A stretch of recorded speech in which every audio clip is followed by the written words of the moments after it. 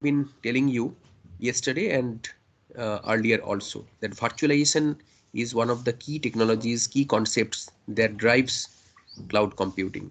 Okay, so basically, what is this virtualization? So as we have discussed previously also, through virtualization, what we are trying to do is that we are trying to use some physical instance of an application or a resource, some physical resource. We are trying to create or share that single physical resource among multiple users, multiple organizations, multiple customers, multiple consumers. So virtualization is the technology that helps in sharing that single physical instance of the resource among multiple organizations or customers or consumers. Okay, now how it does, as I told yesterday also. Sir, Yeah. are you sharing the screen? Oh, right. It is not shared with you. Okay, just a minute. Yeah.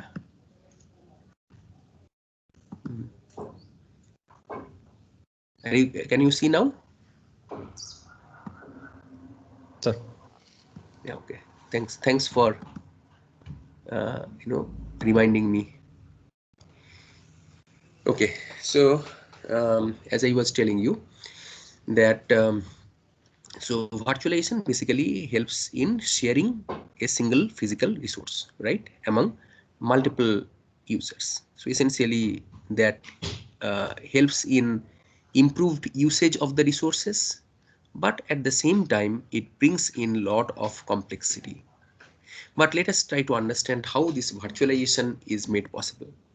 So through virtualization, some kind of assignment of some logical name or some kind of an ID is done to a physical resource, okay, and providing some kind of a pointer to that physical resource so that on demand that physical resource can be used whenever there is this demand or whenever there is a necessity. So there is some kind of a pointer that is created to the physical resource. So whenever there is some kind of a requirement, okay, so this resource can be basically utilized. So essentially what you are trying to do is that you are trying to enable sharing of this single resource among multiple users at the same time or on demand whenever it is required. So in most of these cases, although virtualization can be for virtualization of applications, virtualization of the hardware, etc., it is easier to visualize if you think about this virtualization of the hardware, which is also known as the hardware virtualization. Okay, so hardware virtualization, basically what you are trying to do is you are trying to create a virtual machine. Okay, you are trying to create a virtual machine typically over some hardware which also has its own associated operating system, and through this virtual machine you are trying to access the resources that are provided by this system, underlying system, this hardware and the operating system, corresponding operating system. So these virtual machines basically help in providing some kind of an environment which logically separates the underlying hardware from what is above.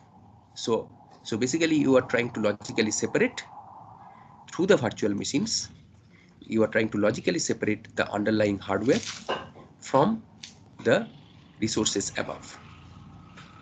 Okay, so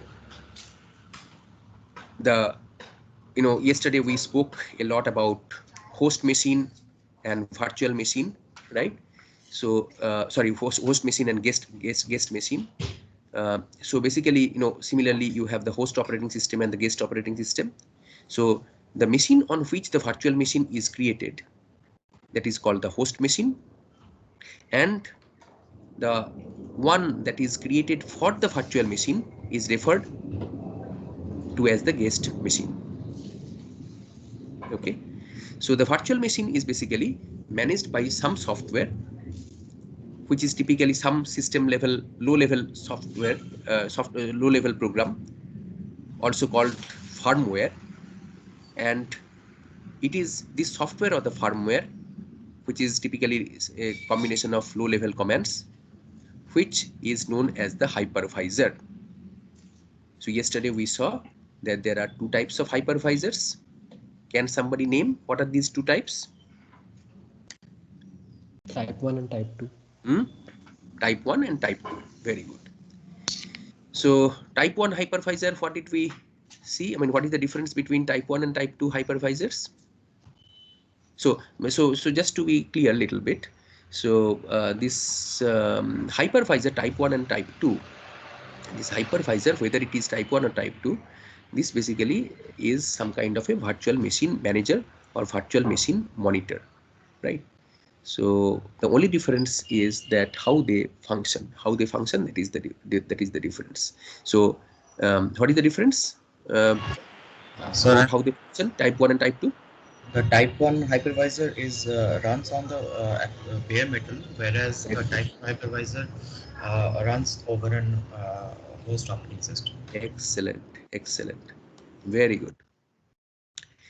So so these are the type 1 and type 2 hypervisors. So what I'm going to do today is I'm going to show you some videos of some real life commercial type 1 and type 2 hypervisors. Okay, I will take some case studies which will show you how these type 1 and type 2 hypervisors work and what is their points of difference in terms of some real life commercially available softwares, right? Okay, now, so when we talk about this virtualization, as you can see on this slide, there are typically three types of virtualization that are possible. One is called emulation. The second one is called para-virtualization. And the third one is called full virtualization. So you have emulation, para-virtualization, and you have full virtualization. So in emulation, what happens? I will show you the figures shortly, but let me just give you some idea of the difference between these three. Is that in emulation, the virtual machine itself simulates the hardware. It emulates the hardware. It looks like the hardware, but it is a simulated one. So therefore, it becomes independent of it. Okay, so the virtual machine becomes independent of the hardware. And if we talk about the guest operating system, so this guest operating system basically does not require any kind of modification, right? Now, this is the this emulation principle. Para and full virtualization are somewhat similar, but with certain differences, which I'm going to talk about shortly. So the whole idea behind para or full virtualization is that unlike emulation, here there is no simulation of any kind. There is, whether it is para virtualization or full virtualization, there is no simulation of the underlying hardware of any kind as is experienced in the emulation type of virtualization. So here basically this guest software, it runs its own isolated domains. So this is this is the difference between this para or full virtualization and emulation. And unlike para virtualization, in full virtualization, the underlying hardware is completely simulated, but the access to the guest software and the modification that is required is completely different from that in para-virtualization. So let us, what happens to, I don't know, these figures have disappeared. Just hold on for a minute. This picture can't be displayed. Why? But this picture is important.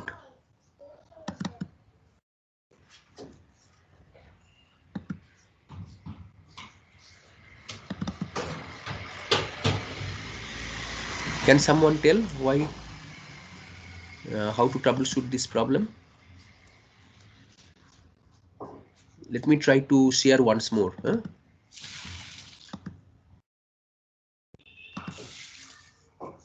Let me try to share once more. Let me open it once again.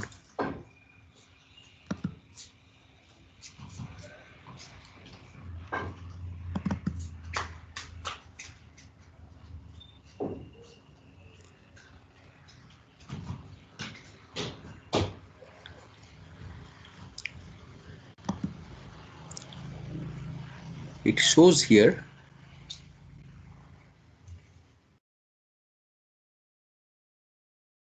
but if I now try to share,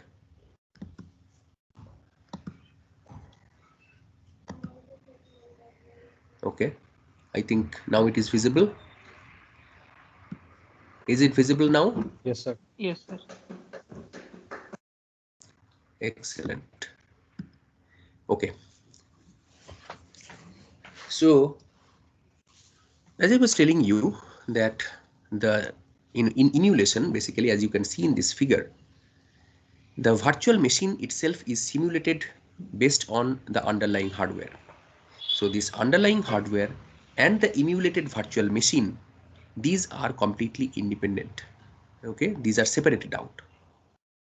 And here the feature of emulation is that the guest operating system, the guest software, is not modified. So this is how it looks. So as you can see over here, the guest kernel, right, will not be directly accessing the host kernel. It does so through this software in the host. So some additional software, some virtual manager or something like that, virtual monitor. So through this software, basically the access to the host kernel is made by the guest kernel. In contrast, if you look at the figure over here, in para-virtualization, the guest kernel directly accesses the host kernel. Okay, so the host operating system provides a virtual machine interface through which the guest operating system interacts with the host machine hardware. And the guest operating system is modified to interact with the host machine hardware. Okay, so here basically this modification, the guest operating system is done. Full virtualization, the figure is again different. So here, as you can see from the guest kernel, accesses to the VM kernel, that means the host kernel, as well as the type 1 hypervisor, both are possible. Type 1 hypervisor means the one that is running on the bare metal. Okay, both are possible.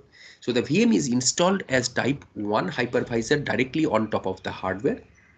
All guest operating systems communicate directly with this hypervisor, and the guest operating system is not modified.